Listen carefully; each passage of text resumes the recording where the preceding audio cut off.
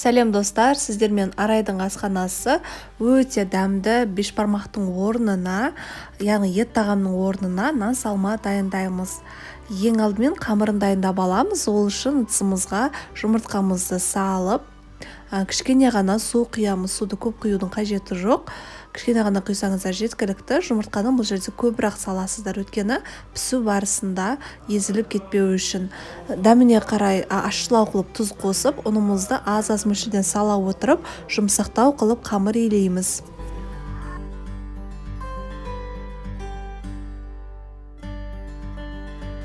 Мінекей қамырымызды илеп қойдық, ыдысымызға салып, бетін жауып қалдырамыз.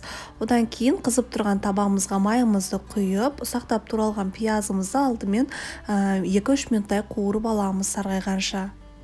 Оның үстіне етімізді салып тағы да қуырамыз.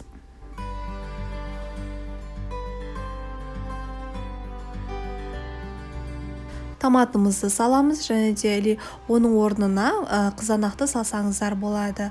Одан соң ең соңында картоп пен сәбізімізді салып қуырамыз.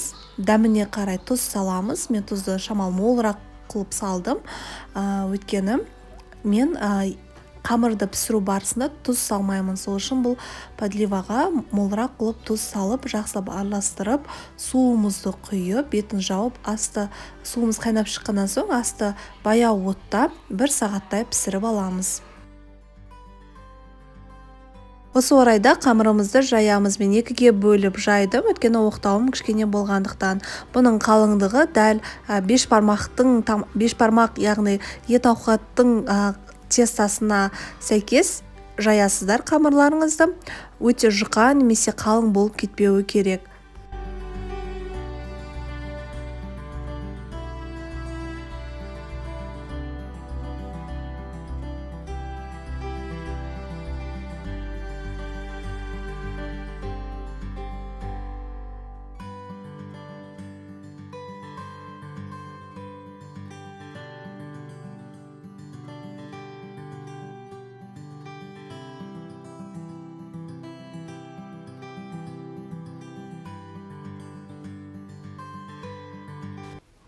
Ең соңында ұнымызды молырақ салып, оқтауымызға осылай орап аламыз.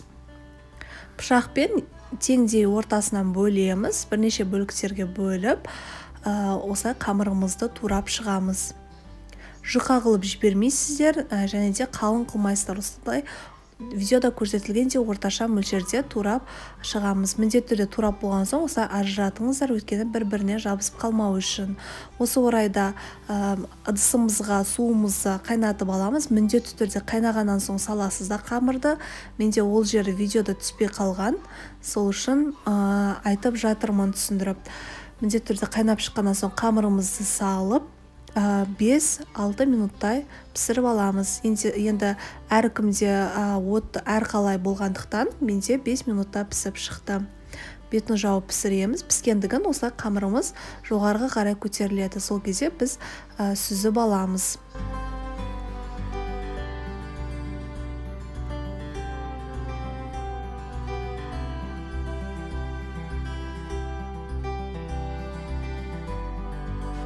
Мінекей достар, біздің тағамымыз дайын болып шықты. Алдымен осылай сорпасын құйып, қамырымызбен жақсылап араластырып аламыз. Өйткені жабысып қалмау үшін, және де дәл осылай жасасаңыздар өте дәмді болып шығады. Қамырларыңыз жабыспай, тал-тал болып, әдемі болып дайын болады. Міндетті түрде жасап көріңіздер, өте дәмді болады. Сіздермен бірге болған Арайдың асханасы каналыма тіркеліп, осы видеоны достарыңызбен бөлісуді ұмытпаңыздар.